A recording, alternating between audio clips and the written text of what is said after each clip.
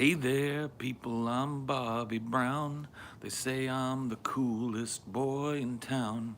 My car is fast, my teeth are shiny. I tell all the girls they can kiss my hiney.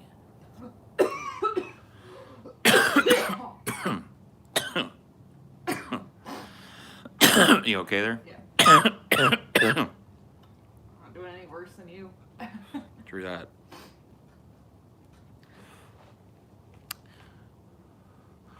Later on at the Catholic school, dressing sharp and I'm acting cool. I got a cheerleader here, wants to help with my paper. Let her do all the work.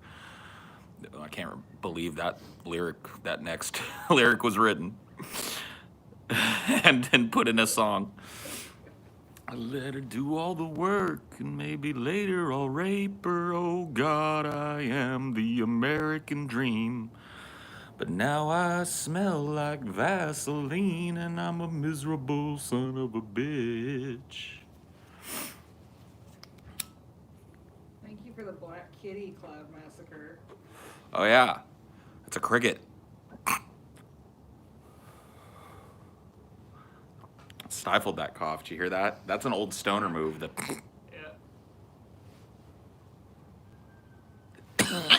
didn't work though. Came up anyway. You gotta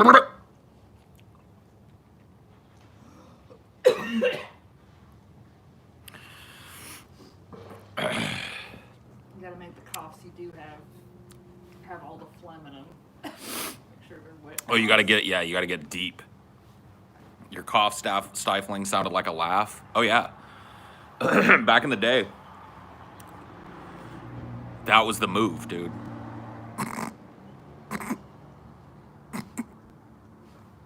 That's the move. You let a little bit of it out, but you don't let it all out. Just don't hold a sneeze. Apparently, like, you can fuck up your throat real bad if you hold a sneeze and you hold your nose. Oh, dude, I do that all the time. I stifle sneezes all the fucking time. I go. Well, I just don't pinch your nose. I don't pinch my nose. I just go. Careful. I'll blow a blood vessel. I know, pop a blood vessel in my brain or some shit, stifling a sneeze. It's just when I actually sneeze, it's so loud that it scares people. And I learned at a young age that I had a really loud sneeze and people would get all like, and so I stopped doing it. I started stifling my sneeze. Worry about spookling me now. Yeah, but I don't want to spookle you and Dinor and the cricket cat. Your eyeballs will pop out if you hold your sneeze. Maybe they will. Maybe one day I'll pop a fucking eyeball. Someone like broke their throat trying to hold it in. Yeah. So I'm in a mood now thanks to your Twitter. Shit got me on a philosophical bent. Would you agree that people fail to properly interrelate their political beliefs to their real life? I feel like that politics has gotten placed in this position of like nothing emotional can touch this. Emotion is completely gone, and this is a purely logical, purely cold, purely icy consideration. But politics affect people's lives. They affect people's day-to-day. They affect their health and well-being. And so this idea that anger and righteous indignation and, non-passivity has no place in fucking politics is just silly. It's an excuse, once again, to let the establishment just continue to run roughshod. And I've seen it already starting. Already people have started to, and I'm not just fucking poking holes at Vosh here. There were a lot of people that were echoing the same shit as Vosh was saying. Bully Biden now was always a meme. Never really meant to do it. It was always just, we're going to let Biden fail over and over again, and that's going to teach people. Which, I don't know. I don't know what the efficacy of that's going to be. I guess we'll see. But all of this... Oh, go ahead, baby. Just the misnomer of harm reduction, because there's a certain group of people that are going to be harmed with every iteration. Well, it's harm reduction for a small group of people, but not harm reduction for the third world, not harm reduction for the people that'll suffer under Biden here. But harm reduction overall, right?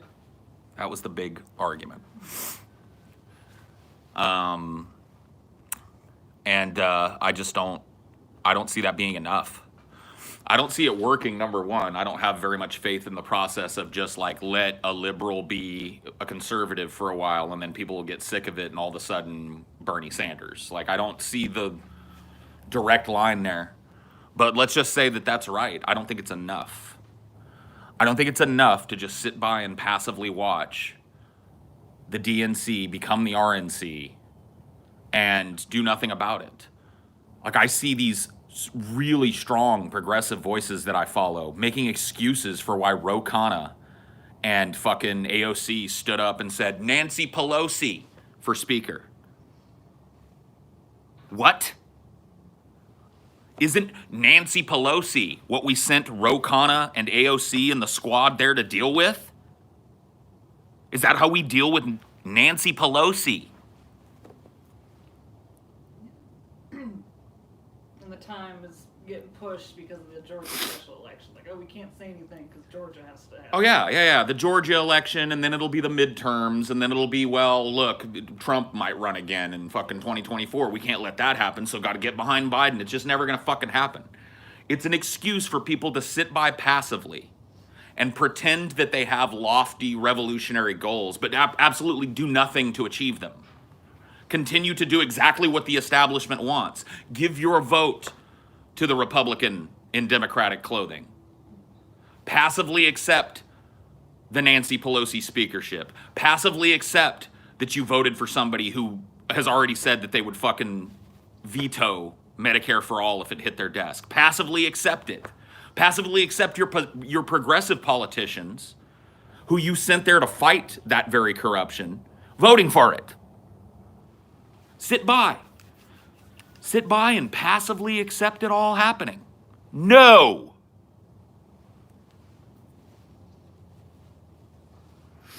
For you, dog, poke that hot log in the fire for me. There ain't a hot log in the fire yet. Sorry. I don't really have the time to sit and enjoy a fire. You need a 2-3 hour block of time to sit and really enjoy a fire, and I've only got an hour today. Got about an hour and change to sit here with you guys before I got to go to work. Well, continue work. Work for your company. Work for the company and not for myself.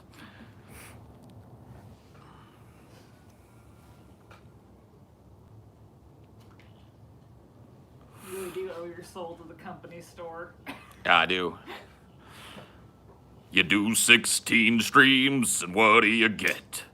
Another day older and deeper in debt. St. Peter, don't you call me, 'cause I can't go. I owe my soul to the pessimist stove.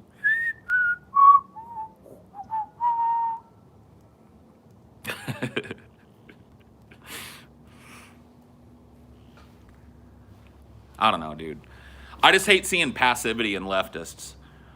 For me, leftism is fire. For me, leftism is rebelliousness. For me, leftism is not accepting the status quo. For me, leftism is disruption. For me, leftism is overturning the fucking status quo at any cost. For me, leftism is not sitting by, not being passive. For me, leftism is direct action. For me, leftism is labor. Leftism is not this little Game of Thrones spider web that we're trying to weave where just accept passively the fucking bullshit for another indeterminate number of cycles until the material conditions are correct to start fighting. Fuck that shit. You want to call me a fucking totally emotional person? You want to write off my political voice because of that shit? Go right ahead. Go right ahead. Here, I'll do it for you. There you go.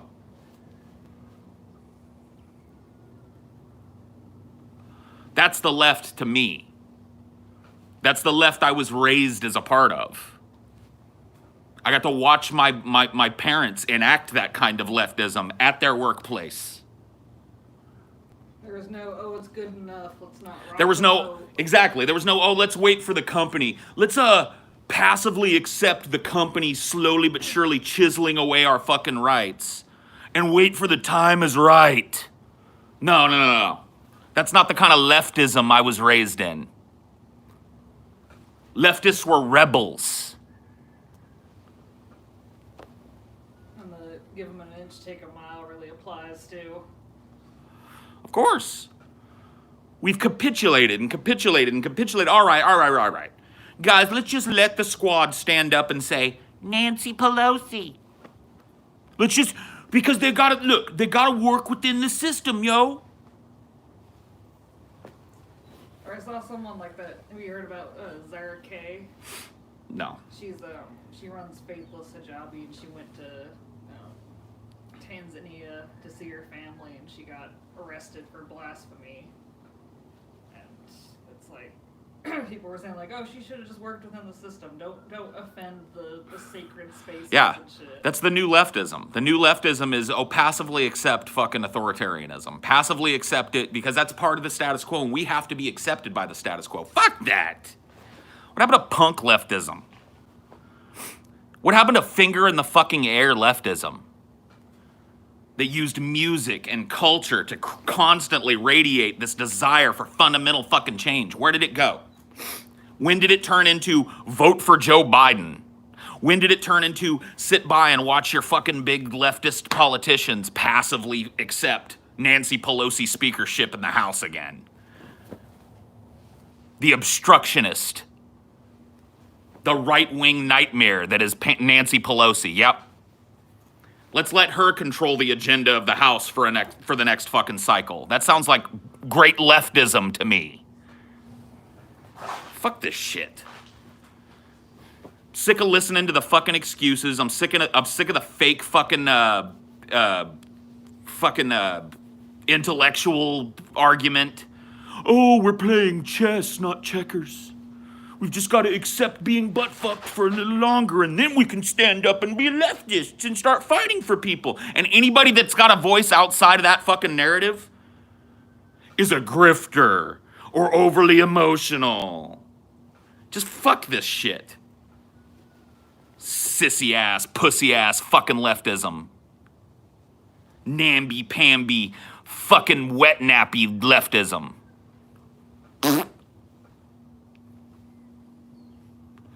Go sell it somewhere else, because I ain't buying.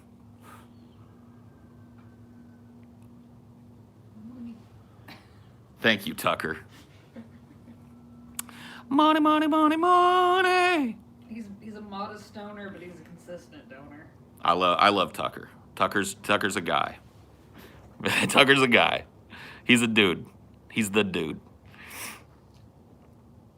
What if the majority of Americans disagree with leftism? Then when you consider yourself against democracy in order to achieve leftist goals, how can you expect significant political change if not? You got to start where people live. It's all on my Twitter. Go look at my pinned tweet on Twitter. That's my path forward. It's easier for me to direct you to that. I'm at Paul Zigo on Twitter. Look at my pinned tweet. Read that whole fucking thing and you'll understand where I stand. You want the tyranny of the proletariat, is what it's called. Exactly. Like, democracy in and of itself is a form of tyranny. Of course it is. Especially a subverted corporate democracy like we have. Where there's all these barriers between your vote and who actually fucking represents you.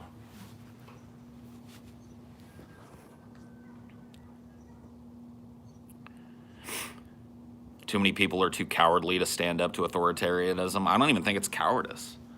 I think that people have genuinely been subverted into thinking that in order to fight something, you have to work with it. That you have to assure your personal comfort first. Right.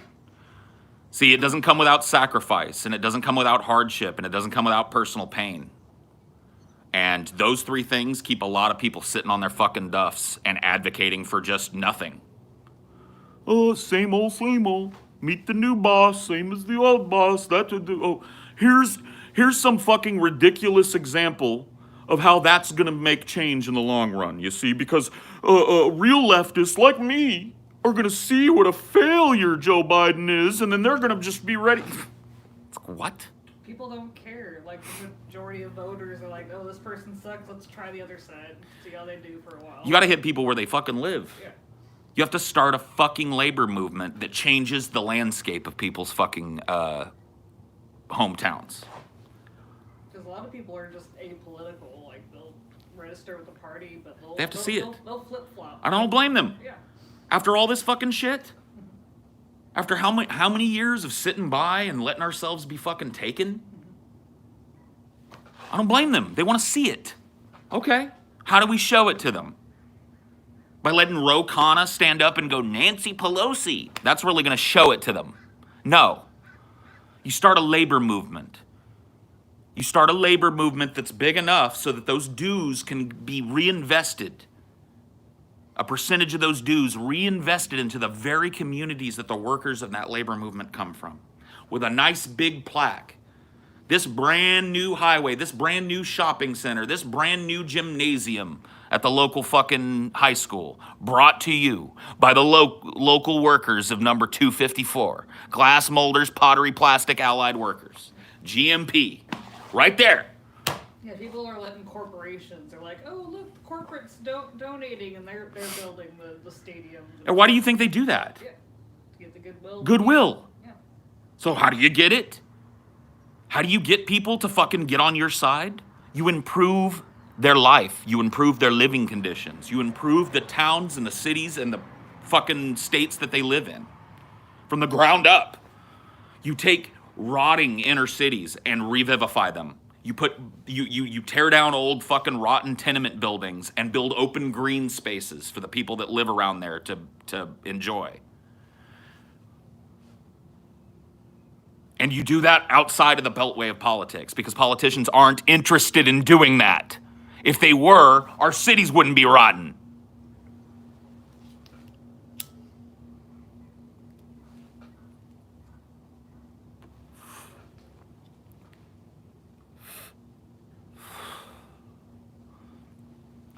It ain't the fucking undocumented workers' fault. It's not included in the union. The only reason that there is an undocumented worker problem in this country is because there are corporations that are willing to illegally employ undocumented workers. If you really care about undocumented workers, quote unquote, stealing jobs from Americans, Or breaking up unions. or making it hard to unionize, then advocate for going after the fucking companies that are hiring them. If there are no jobs here, people won't come. But you want to know what the problem is? A vast majority of the jobs that those people come to work are agricultural jobs and industrial jobs. And guess what? Nobody else wants to do them. Or cleaning toilets and shit. Cleaning toilets, picking fucking grapes, picking almonds. Watching snot-nosed brats. Yep. It's all shit that nobody else wants to do.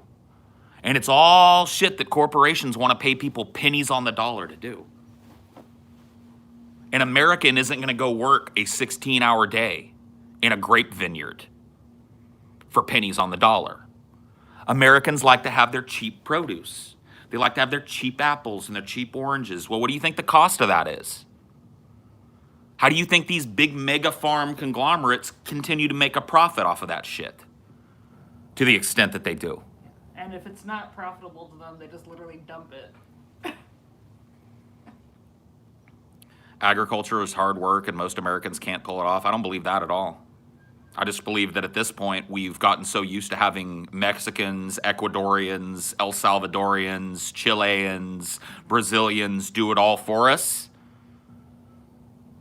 People are told that like entry-level work is shameful, that you're supposed to strive higher. Right. There's no pride in being like a janitor. There's no pride in doing absolutely necessary things and giving your life to that. There's no pride in making sure that a bathroom is clean so that everybody that comes through your fucking area can use a clean restroom. There's no pride in mopping a floor so that somebody doesn't slip and bust their head open. There's no pride in keeping a place that stores food clean so that there's not cockroaches and rats crawling all over your fucking produce. There's no pride in that. Fuck you. I mean, fucking colleges are corporations. They do their own advertising. Of course they are. It's all they're part of the fucking racket.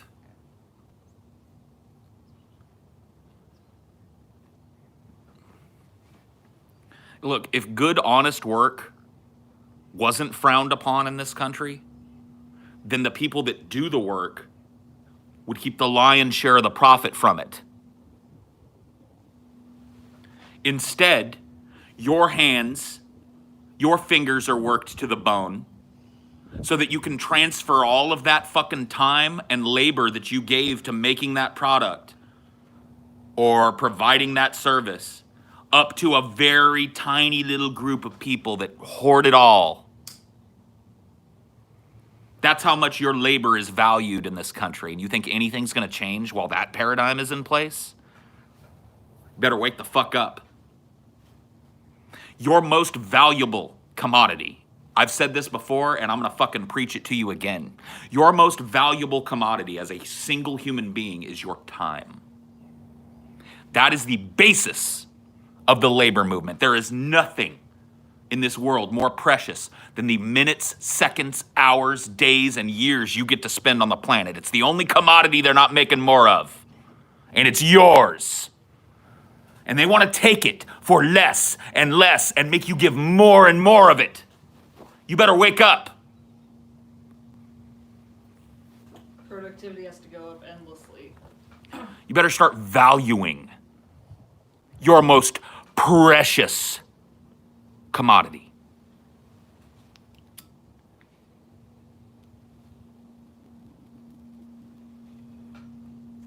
That's the basis of the labor movement. Period. Everything else is jerking off.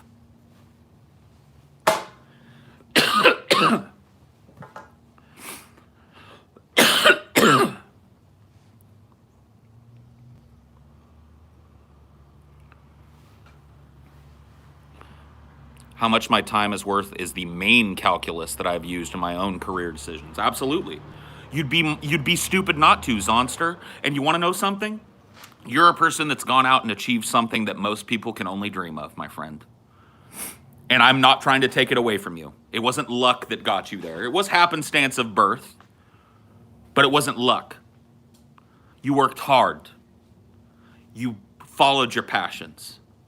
And how much time you gave of yourself, as you said yourself, was your main calculus in making that decision. You better wake the fuck up.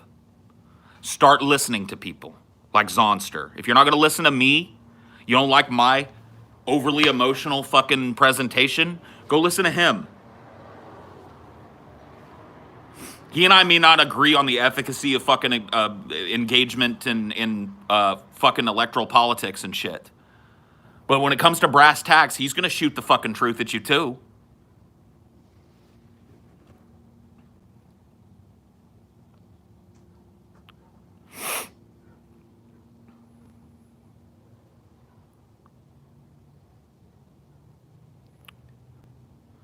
Paul, that old punk ideology you mentioned a minute ago, I think in the general attitude now is that ideology is not practical or it creates even more divisions. Good. That's the point. What? Great. Let's do it. I want more divisions. I want it. I want the chaos. I want the disruption of punk leftism. That's what it's about. It's about taking the power structure that's been fucking you for generations and generations and fracturing it from the fucking inside and destroying it. And in its place, putting something that's a monument to the people and the workers. That's leftism, friends. Get on the train or hop off.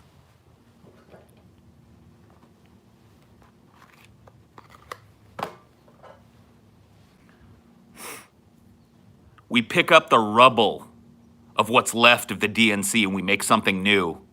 We don't continue to support the power structure that railroaded Bernie Sanders 2 cycles in a row. You know, I hear leftists saying, nobody wanted Bernie. What? Those caucuses are bullshit. I told you how annoying doing a caucus is. Bernie lost because nobody wanted him. Oh, yeah. Yeah, you've told me your fucking caucusing stories. Just a goddamn joke. Strips of paper and someone appointing themselves a leader and doing all the counts and the math. Just a joke. It's just a fucking total joke to stand between you, your vote, and actual change. Bernie lost. Bernie destroyed his own campaign. And I hear this coming out of leftists' mouths, and I'm like, what? So Bernie decided to have all of the DNC-aligned candidates drop out right before Super Tuesday and endorse Biden? That was a Bernie decision? Something tells me nuh-uh. Nobody wanted Bernie, that's why he didn't win.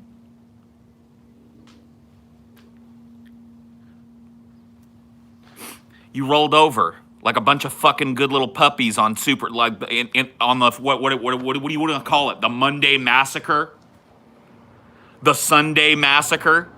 You rolled over like a bunch of good little puppy dogs, and went, well, dim's the brakes. Bernie, try it again. Oh well. Yeah, where's the fights at these conventions anymore? Man, I go back. We were watching Ken Burns' Prohibition documentary, which has, in the latter parts of it, a lot of footage from Democratic conventions in the 1920s and the 1930s. It made me want to weep. Just fucking... Looking at the passion out there made me want to fucking cry. These people were ready to go at it in the aisles for what they believed. Now we just roll over like a bunch of good little puppies and watch AOC vote for Nancy Pelosi and make up some kind of logical calculus excuse for why that's advancing leftism and cower in the corner while we're towered over by a corporate monolith. Spitting mad at this shit. Spitting tired of it.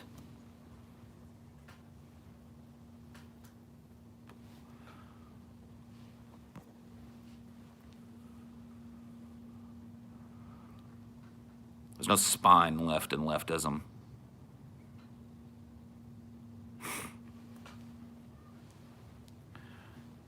The only thing that's left of the left is capitulation to the status quo. Period. And you can quote me on that.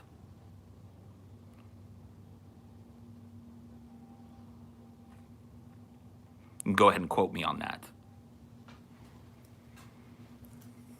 Biden won even though no one wanted Biden. He failed, what, like 3 times beforehand? Oh, yeah. You want a movement to fail? Marginalize the passionate among you. And watch it circle the toilet like the turd that it is. You want your movement to go belly up like a poisoned fish in a river? Marginalize the passion out of it. Otherize the passionate ones in your movement. Why do you think I ain't on board with you motherfuckers? And you don't think you need a voice like mine? Okay. Best o' luck.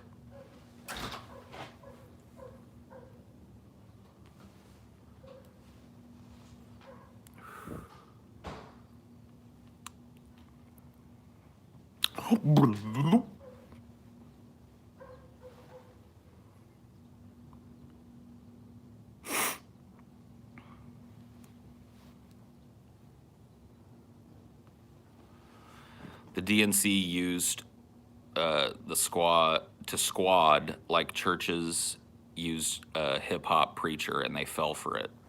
It's what it's starting to look like. Starting to look like what we call controlled opposition to me. I can't imagine why these people would have talked the shit that they've talked in order to get elected, and then once they get in there, they vote for Nancy Pelosi for Speaker of the House. Starting to look a little bit like a controlled opposition. But there's probably no fucking giant conspiracy behind it, to be honest with you. It's just the normal course of American politics. Firebrand, fucking politician, gets elected, gets exposed to the money, power, and influence and how the game is played, and slowly but surely subverts their own fucking principles, thus subverting the principles of the constituency that they were elected to fucking represent in the first place. And then all of a sudden, you've got Nancy Pelosi. You want proof of that? Go look at Nancy Pelosi back in the 90s arguing for Medicare for all. It just happens. Nancy Pelosi didn't used to be Nancy Pelosi. She used to be Nancy Pelosi, leftist House of Representatives member, arguing openly on the floor and pursuing openly on the floor Medicare for all.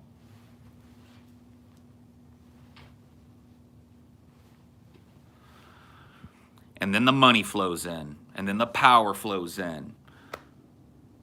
Power corrupts, absolute power corrupts absolutely. That's all you're seeing. That's why the squad is slowly but surely becoming part of the herd instead of the big firebrand movement that everybody hoped they'd be. Because the system is fucked. Because the system takes passion and makes capitulation out of it. They also get exposed to how difficult it would be to get bills passed, and I think that's where Jimmy Dore doesn't get it. I don't care how difficult it is. See, this is where I think the divide is, Onster, and it's probably a divide between you and I, but we're old friends, so you know that, whatever. I don't care. I literally do not care how difficult it is to get a bill passed. You want to know how I look at a politician's Onster? I'll let you into my fucking psyche and you tell me if I fucking disagree. I look at a politician as a workhorse for me. You're my mule. Don't come to me with, oh, it's hard. Oh, it's very difficult to get progressive legislation passed. Hit them with it again and again and again. Make them no voted again and again and again. And again, and again. I don't care. I don't care how hard it is for these people. I don't care about how much time they've got to spend fucking clutching their heads. That's what I sent them there to do.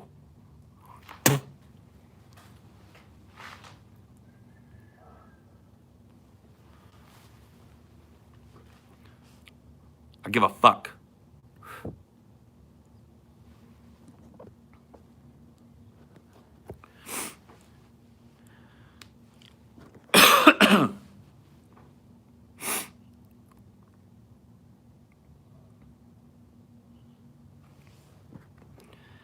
That's why leftist movements must never ever be profitable for anyone but the natural and human communities they exist within. If they become a method for making fat profit, they're fucking corrupted. Anything that becomes a method for making fat profit becomes fucking corrupted in a capitalist system.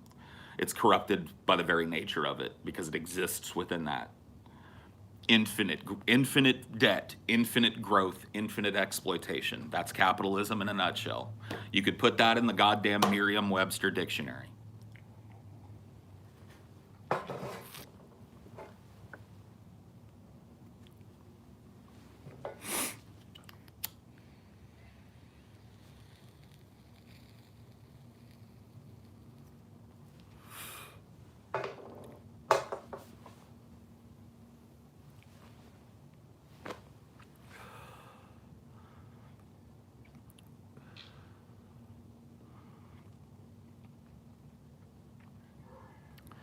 Well, I feel better. Needed to blow off a little steam this morning, I think. Ooh. Needed to have myself a little holler this morning.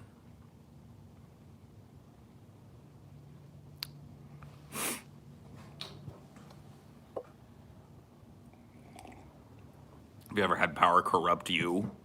I mean, in small ways, sure. Like, I was a part of a gaming community way back in the day, in the late 90s, early 2000s. There was this website that I used to go to. It's defunct now. pk-hq.com. It was a collection of people who, basically a collection of people who like to be disruptive in online multiplayer games in whatever way the game allowed them to be. If the game fostered a PvP environment, then we were PvPers. If the game didn't, then we were griefers. If the game fostered an environment that allowed scamming, then we scammed. It was about a group of people that liked to be disruptive in online spaces and online video games in particular. And I started there in the late 90s or very early 2000s. I can't remember which. It was either 99 or 2000 that I finally signed up for an account there. And I started to post and gain notoriety in that community. And I was a young person at the time. I was in my early 20s, late teens when I started. And so as my notoriety within that community started to grow, I started to see that I had power over that community, even though I had no actual power. Not total fucking complete and utter control. I'm not claiming that I was like the puppet master, but I was able to identify elements in that community that were easily manipulable and would line up with me on the little power struggles that went on and the little flame wars that went on. And I gained more and more notoriety within that community. And then that community eventually fell apart and moved to a different place. And I continued to be a presence there. And then it moved to a third place. And once it moved to that third place, I was finally given modship over that community, which remained big and strong, even though it had gone through 3 iterations now. So on the third and final iteration of that community, I was given power. And I think I was a pretty good moderator all in all, but I will not doubt that I abused that power over and over and over again against people for simply disagreeing with me. Like, or being disruptive in a community about being disruptive. You know what I mean? Somebody would do something like that. We had this dude, went by the name of Smokey, who would post just like disgusting porn to the board. Like it was an uncensored board. So people would post, you'd mark your thread NSFW. So if you were at work, you wouldn't click it. But, if you wanted to post porn, it wasn't that big a deal. He would just post like shit porn all day. Just like he'd make a thread and then you'd open it and it would be shit porn. And it was my job as a moderator to go back and label these threads NSFW. But I had a job. Right? And so I fucked with this kid. I worked with the admin who had made me a moderator, who was a good friend of mine and remains one, to create what we called the miserable users list just for this guy. And what it did was he was able to create a user account within vBulletin, which is the bulletin board system that this website used. He was able to create a user account and he's a programmer by profession, so he knows how to tinker with shit. He was able to create a user account where everything would load super slowly, like it deprioritized or it bounced your connection around or something a bunch of times before it let you load a page. And if your name was put on this list, you couldn't tell you were on this list. You would just think that your fucking computer or your internet sucked or whatever. And it would literally make it really hard for you to use the website, other than to just post text. Like if you wanted to post a picture, you had to hit it and it would sit there and load forever, and you'd be like, oh fuck, what the fuck? And then it would just barely let you do it. It made it just miserable for you to be on the website. And I implemented that onto a guy that was just being disruptive. You know what I mean? And I did it maliciously and because I had the power to do so. And I would take him off of it when he was acting nice. And if he acted up again, I'd put it, you know what I mean? I'd put it back. I'd put him back on the list. And if you look at that within the microcosm of that little community, that was me abusing the fuck out of my power. That was me being given the ability to ban and moderate and delete comments. And not really doing that maliciously, but working behind the scenes to create something where somebody just had a fucking miserable experience. I didn't invent it. If anything, the admin that I'm talking about, who went by Rambone, invented it. So props to Boner. But I remember just talking with him, what can we do? And spitballing things back and forth with him. Could we make it slow for him? Could we take away his ability to post pictures? Well, yeah, we can totally do that. But that would take away his ability to post links, and he's gonna know. Okay, well, could we make it just fucking really, really hard for him to do it? Well, yeah, we could do this, we could do that. Did this guy enjoy scat, or was he trolling? The latter. Maybe the former too, but it was definitely to troll. Because at this point in time, you have to imagine, like, this is years down the road. I've been a part of this community now for, if I joined in 2000, it'd be 20 years. So there's a group of dudes and a couple of ladies that have known each other for fucking like 20 years. I'm still a part of this community. It has dwindled down to just a few of us. But at this point, the point that I'm talking about, it was still a very vibrant community of people that had mostly moved on to semi-professional jobs. I myself was working at the school district, so I had a vested interest in making sure that, you know, if I sat down on my break and checked the board, I was going to be able to skip over the NSFW shit, you know, and this dude didn't have a job like that. He didn't have a job where on his breaks he could pop his laptop and like check the board, and so he trolled everybody on the board that had moved in life to a point where they couldn't do that shit by shit pouring it. It's just an example. And so yes, I have been in a position where absolute power has corrupted me. I've seen it happen within that community. Now, you could argue that the community was better off for it because there was less shit porn and thus less chance that somebody clicks on a seemingly innocuous thread and finds a bunch of shit porn in it.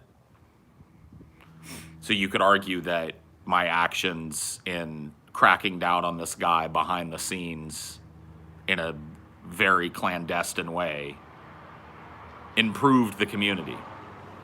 But that would just be an excuse, right, for me abusing my power.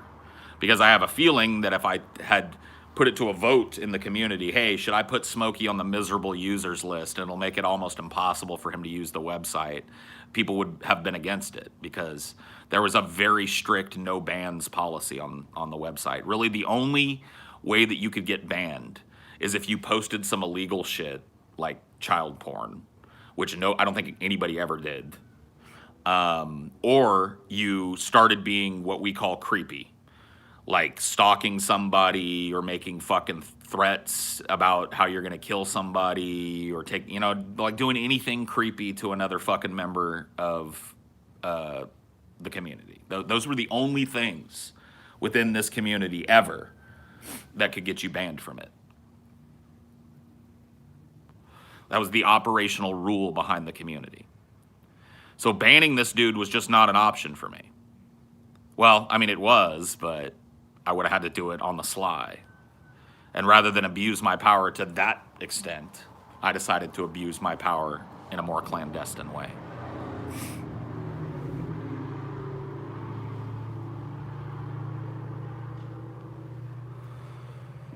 I think that if the stakes were higher and it were people's lives, you would not corrupt, though. What the squad did will inevitably kill people. I don't know that that's fucking true, bro.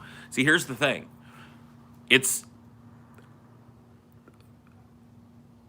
I may be wrong about this, but I'll give you an example of what I'm talking about here. I genuinely believe that in what we would call her heart of hearts, AOC started her campaign without cynicism, which means that the support that she still has from people is not completely unwarranted. I do not believe that she was from the jump some kind of double agent for the establishment.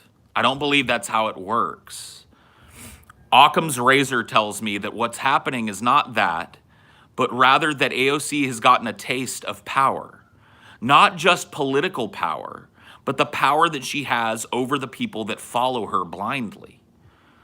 If you watch an AOC stream, it's love. It's like an outpouring of love, and that's power. She has a power over those people's lives and emotions. And I think she's gotten a taste of that and sees that if she can jockey for more power within the body that she's in, that she can get even more of that. And so she has subverted some of those principles that she got elected upon. by continuing to be an agent of the establishment. Because she sees it as a road to more power, more responsibility.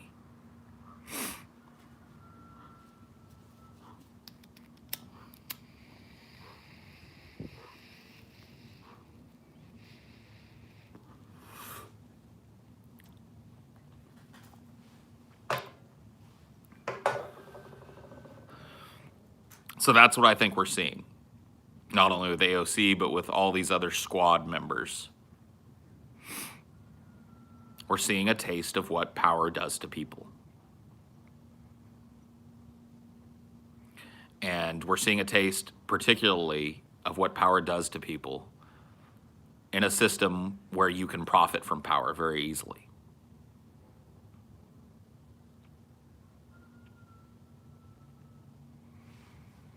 Some people are willing to go along with that. I'm not. Some people are willing to allow that to happen generation to generation. I'm not anymore. I don't. I won't. I can't, and I won't. And that means I stand opposed not only to the Republicans, but to Democrats. That means I stand opposed to what passes for leftists now and conservatives alike. That means I have to be everybody's enemy, and it sucks. But I'm not built any other way. I can't do it any other way. I don't know any other way. I can't capitulate when it comes to shit like this. I have a very, very set in stone way of looking at a politician that is never going to change. I will never, ever, ever take at face value what a politician says. I have been lied to my whole life. I have been subverted my whole life. And my whole life I have done what I thought was right as a leftist. And my whole life I've been cheated and subverted and forgotten and marginalized out of the movement.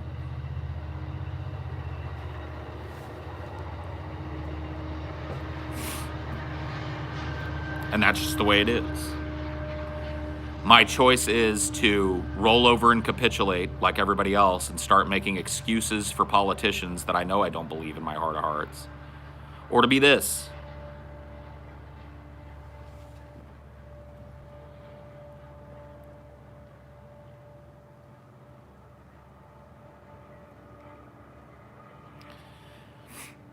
I want to know a crazy tinfoil hat conspiracy I thought about a lot this year. What if they literally threaten the lives of the firebrands and their families to force them to fall in line? That's the old, like... So there's this, like, meme, and it's expressed in film form, at least in a little bit, in the National Treasure Book of Secrets movie with Nick Cage. It's this idea that a politician, when they reach the national stage, is briefed by some shadowy government organization or the FBI or the CIA on some kind of fucking information that makes them fall into line, that comes as a standing threat that if you fight, this is what's going to happen to you. The Zapruder film, right? They show the lost Zapruder film to them, where CIA operatives are seen shooting Kennedy from the grassy knoll. And they show Kennedy's brains being blown out from that angle.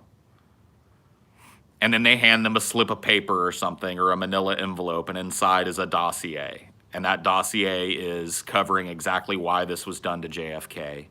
And the gist of it is because he was upsetting the apple cart of power. It was his intent to give too much power to the people. It was his intent to be a president that led oriented position. Yeah, Bill Hicks had a bit about it. He did. That's absolutely true. Trump looked like he saw the tape when he first got in. So did Obama. Obama started going gray like within 3 months of taking office. Go back and look. It's crazy. It's like they gave him the Book of Secrets. Here are all the people that were politicians in the history of the United States and the world who have tried to upset the apple cart, who have ended up with their brains blown out or burned up in some fucking fire or deposed and hung and beheaded in a coup or had their brake lines cut and they tragically had an accident or whatever. Here's just the dossier on all that shit. Yeah, you might want to just like reload it if you're having problems, Duck. These streams are sometimes just, YouTube is a little unpredictable with these types of direct from phone streams, so. 100%, I feel the same way as Paul. It sucks to be hated by everyone that way, but if you think people are wrong, you have to stand up for what you believe, and if it means you screw yourself. I mean, I don't really see myself as being screwed. You know, I just see myself as being pretty ineffectual because of it. You know what I mean? Because I have to be, I can't cozy up to one side or the other because I see them both as agents of the status quo. I see them both as agents of whatever the new normal is, and I don't want it. I see the planet slowly but surely losing its biodiversity, losing its ability to support the very life that we're all a part of. And I don't think we have time to fucking tap dance around and talk about how it's okay for us to vote for Nancy Pelosi for another fucking cycle. It's just ridiculous, guys.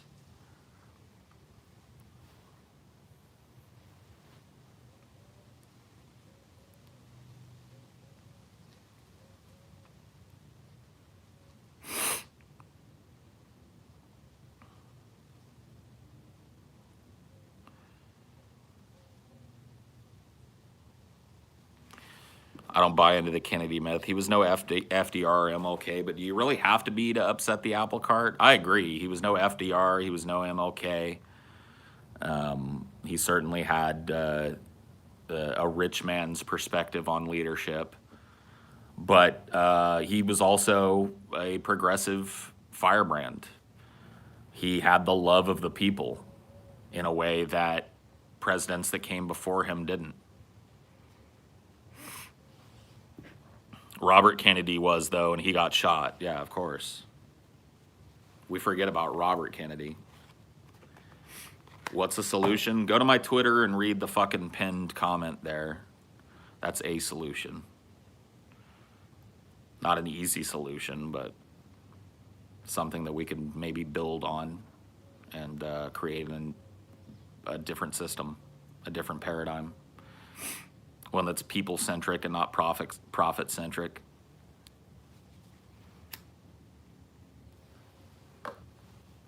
But as far as what is the roadmap, I don't fucking know. I've never sold you that, though, and I never will. If you want surety, go somewhere else.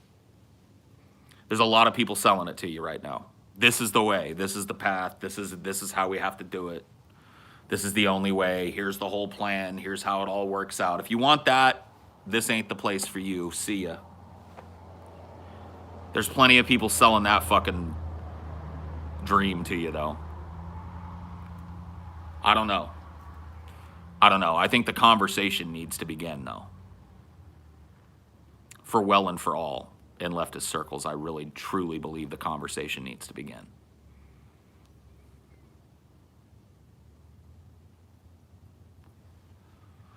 I'll watch The Mandalorian eventually. People are jizzing too much about it for me to not check it out, so I'll see it eventually. I'm about to cancel a bunch of my, I don't have a bunch, but like a couple of my movie channels on fucking Prime, because I don't know, I'm just tired of them. Cancel some of those and make a little room in the budget for a couple months of Disney Plus, and I'll binge watch the fucking Mandalorian shit. And then I'll cancel that. I'm really not interested at all in watching anything else on Disney Plus. Like, we just went through in a piece of content recently for our patrons, I think, or for everybody maybe, just this entire fucking list of ridiculous Disney Plus shit that's coming out. And I mean, some of it is capital R ridiculous. all these shows, it's a nightmare. It's like the hyper exploitation of everything that's been popular for the last 10 years has begun. Every fucking little side character in the Avengers is getting their own show. Every little fucking side part of Star Wars, it's getting its own show. It's like a goddamn nightmare, dude.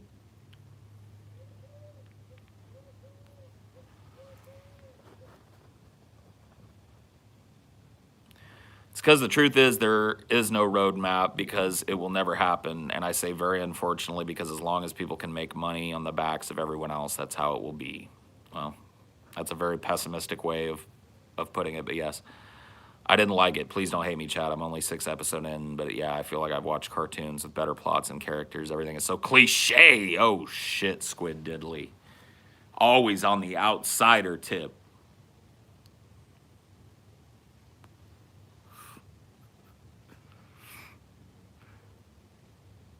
RFK was the Beto or Mayor Pete of his time, a young face for neoliberal warmongering policies. You got to put it in the context of the time, bro. There was no Beto back then. All right. You know, time creates context. I'm sorry. You can't. I'm not saying that RFK was some kind of fucking liberal revolutionary or some shit, but you can't reduce him to that.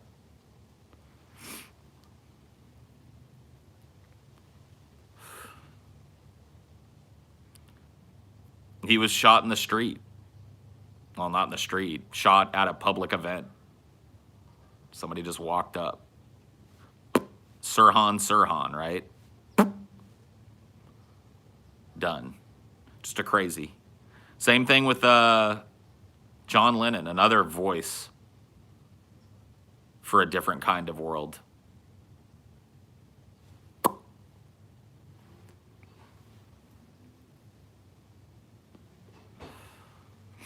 One of my aunts was in college and working for his campaign when he was killed. She was devastated. Everybody was. It was a time of great sorrow in what constituted the left in the country at that time. Losing John F. Kennedy, who was seen as this bastion of hope, to violence, and then losing his little brother to violence a scant few years later, was like a national nightmare for leftism. And it very much, and it happened at the same time we lost MLK. It was like all these voices of change and all these possible progressive politicians that might have had a heart all of a sudden died. All of these social movement figures popped in their prime.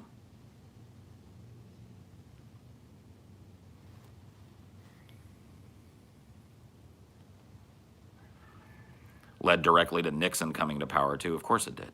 And a vast expansion of America's not only war policy, but war powers at the executive level. It all led to George W. Bush being like literally subverting Congress's power over the war declaration and saying, no, the president in the best interests of national security can declare war without declaring war.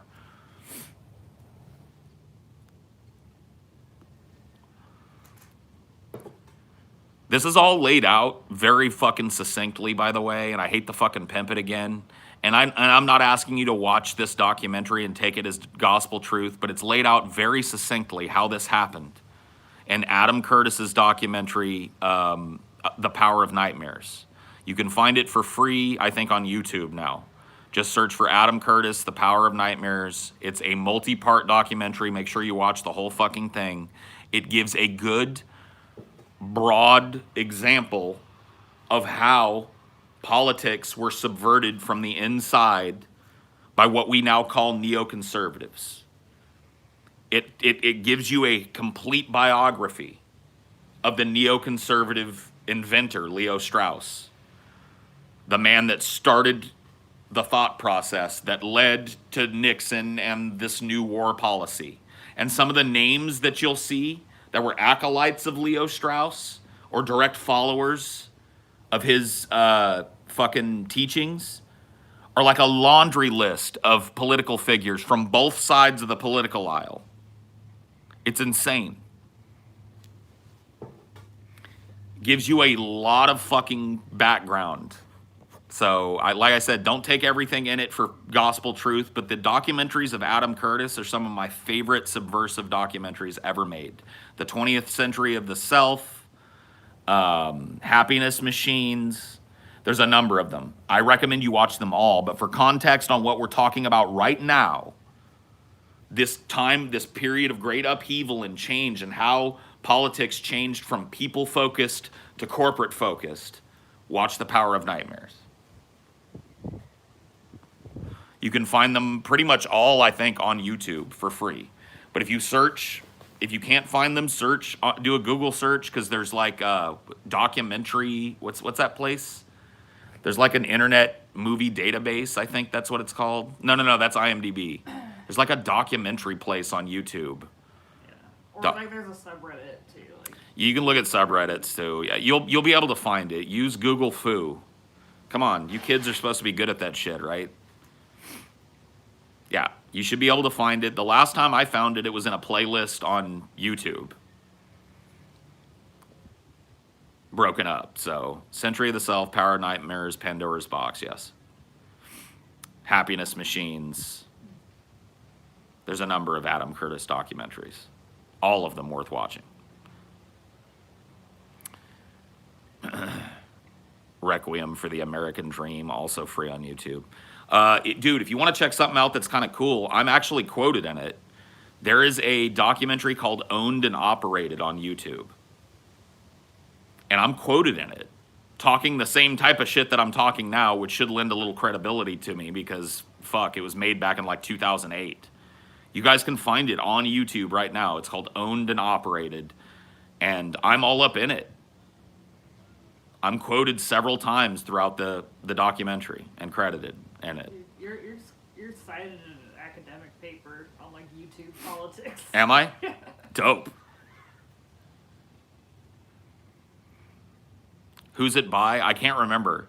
I was reached out to by the dude that created it really early on in my YouTube career, and he was like, dude, I'm a huge fan. I'm making this documentary called Owned and Operated. I want to use some clips from your videos. And I told him, use whatever the fuck you want. Steal it. Do whatever you want. Take anything you want. And he was like, thanks, man. And then like months later, I forgot about it. And months later, he hits me up again on YouTube, and he's like, hey, man, documentary's finished. And I watched it. I was fucking blown away. It was made in 2012. 2012, there you go. So this was after I'd moved to my house. I was married, moved into the house. So it was during that time when he finally came out with it. Well, no. That the 2012 one is a re-upload. Oh, yeah? He's taken it down. It came out before 2012. Okay. I'm 99% sure that it came out in like 2009 or 2010, but whatever. Oh, the director's name was Relic, which is why you probably didn't remember it. Relic, yeah. Yeah, he didn't introduce himself. I think he did. I think he gave his name, but I can't remember. When he, because he hit me up. YouTube used to have like a DM system where you could send somebody a DM, and he hit me up via that to ask my permission to use my quotes in that. But that's a great documentary. It was made around the time of the Occupy movement.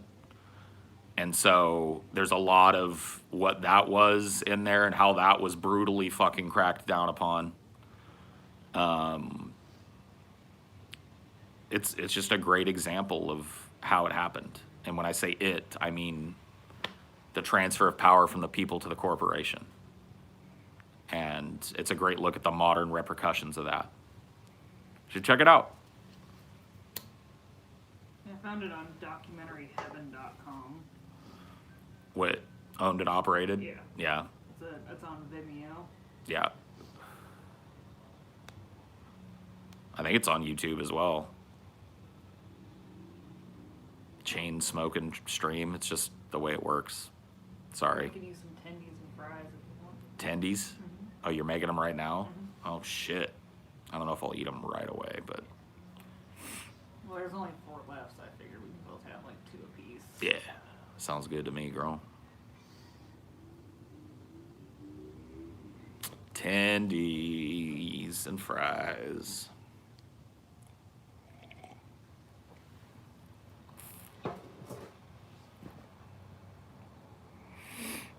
YouTube video I found of it directs you to a link for the full. Okay. Wow. As long as it's still out there. I was worried it wasn't. I haven't gone back and looked at it. Do you know at what point you appear in the documentary? I know I'm in the first part of it, heavily. I can't remember the timestamp or anything, but it's worth a watch even without that. It's kind of it's a media clip focused kind of documentary with no narrator. The narrative is just kind of presented in clip format. So just, you know, go watch it with that. But I'm in the first part of it. Like the first hour or so is where I'm most heavily featured, but I pop up again in the second part of it as well. It's called Owned and Operated. You can find it on YouTube, or at least the video that's on YouTube will direct you to the link for the full documentary. You can watch that. I don't plan on ever retiring unless my mind goes. If I can continue doing what I'm doing now, I'll do it until the day I die. I may die doing it. I don't have a retirement plan.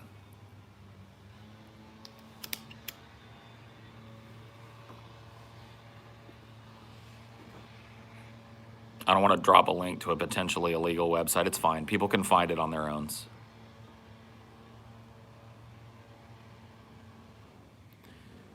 Like, people are not too stupid to do a Google search. You can find the documentary. It's easily findable and easily consumable. So just go do it.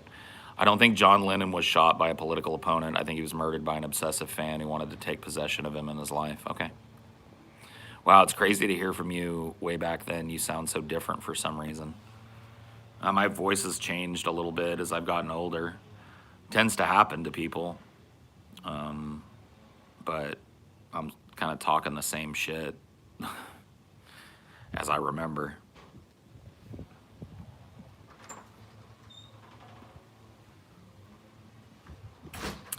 I was just flipping them. You're flipping them? Yeah. I'm planning to retire in my late 50s. Mrs. Onster wants to work into her 70s. Cool. All them cigarettes making you have that pimp monk rasp. Hey, it's the way it goes. What are you gonna do? I can't change it. Well, I could. I guess I could quit smoking, but even when Pimp Monk wasn't smoking, he still had the rasp. Some people just get raspy as they get older. His signature rasp.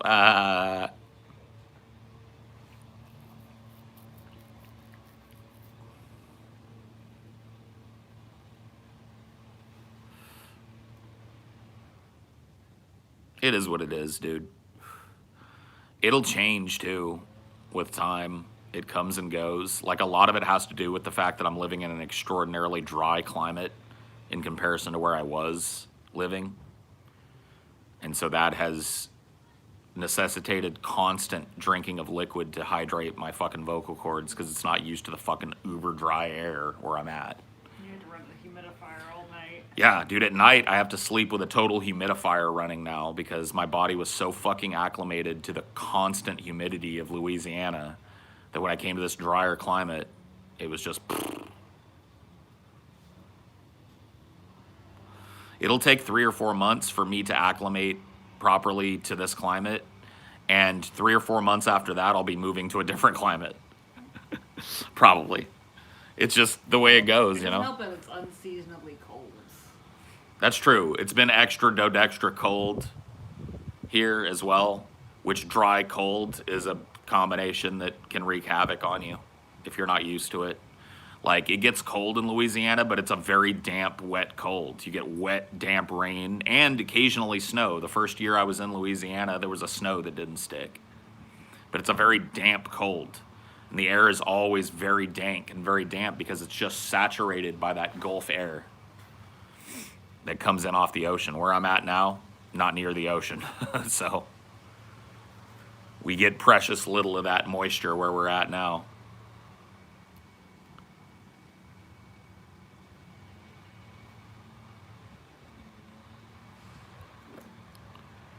I live in Chicago, but my dream is to move to California. I wonder if I'll need to acclimate myself to their climate. It depends on where you move in California. But yeah, being from Chicago, you're used to a wetter climate for sure and a colder climate. And when you move to California, depending on where you move, once again, if you move to like a mountainous region of California up in the Sierras, you might find that it's just elevation that you have to contend with, but that you're acclimated more to the cold there. If you're moving more towards the coastal area of California, then you've got to deal with the kind of dryness that is inherent to that. And if you're moving to the Inland Empire in California, you better just suck it up and get ready to suck up all the pollution and fire smoke and dry air that you can get your fucking hands on. The Central Valley is what they call a blooming desert. Prior to human beings settling it, it was basically a scrubby central desert in California, and it was irrigated from the mountains and made into verdant farmland. So it is an unnatural farmland area.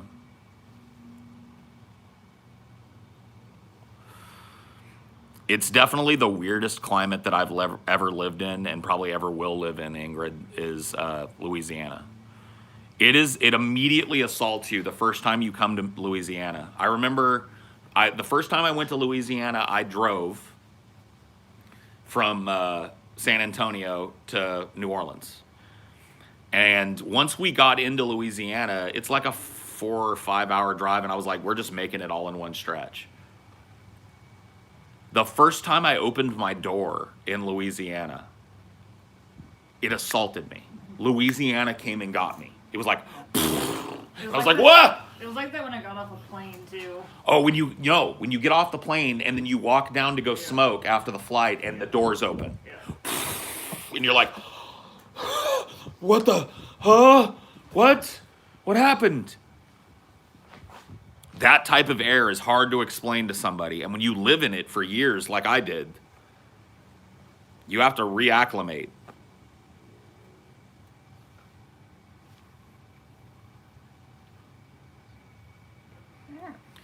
First time I went to Louisiana, a woman pulled me into a shop, dumped a shot in my mouth, and demanded money. What a place. Oh, yeah. That's a big scam down in the fucking French Quarter, is the shot scam. Come on, man, let me pour you a shot right in your mouth, blah, blah, blah. And then you take it, and then they're like, that's $10. And you're like,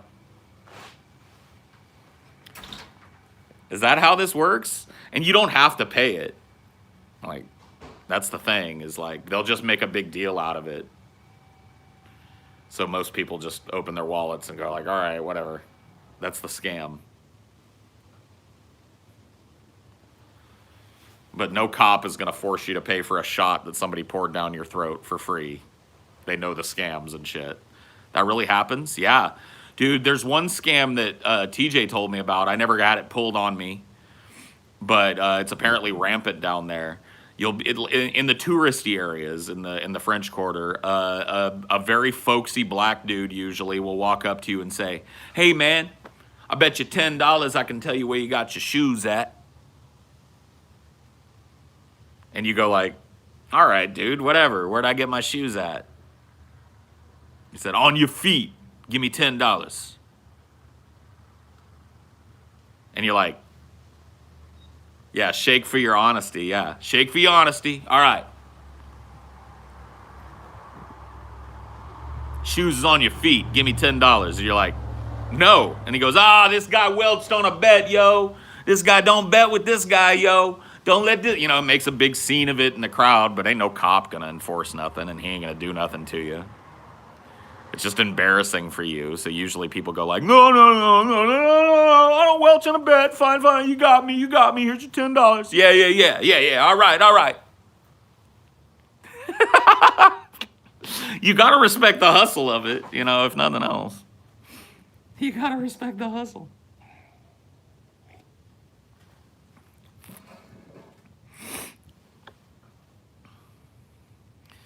In Paris, they wrap a string around your finger and say, bet you can't remove it. And then when you do, they try and charge you because they've given you a product.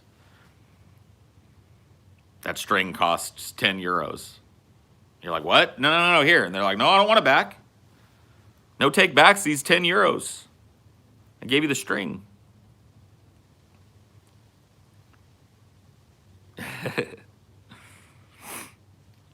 try China sometimes. You want to experience pro-level scam attempts constantly. Yeah, dude, you just got to say no.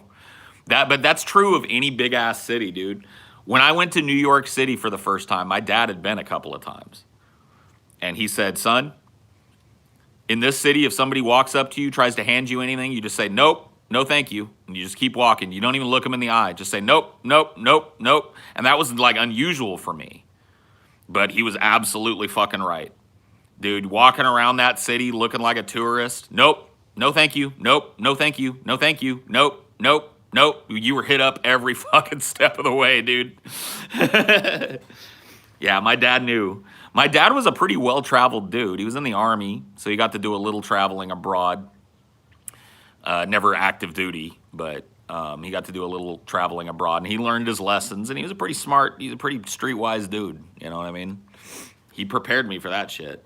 He's like, people are going to try to hand you shit, people are going to try and pull you aside to talk to you about shit, you just say, no thank you, nope, nope, nope, nope, nope, nope. And guess who didn't get scammed the whole time our tourist asses walked around fucking New York City? Us. Whoops. He said you just pay attention to people too. Don't let them bump into you. My dad had a money belt. He showed me that. I didn't. I was a kid, so I wasn't carrying a wallet or anything. So I probably got felt up for a fucking hustle at some point, but.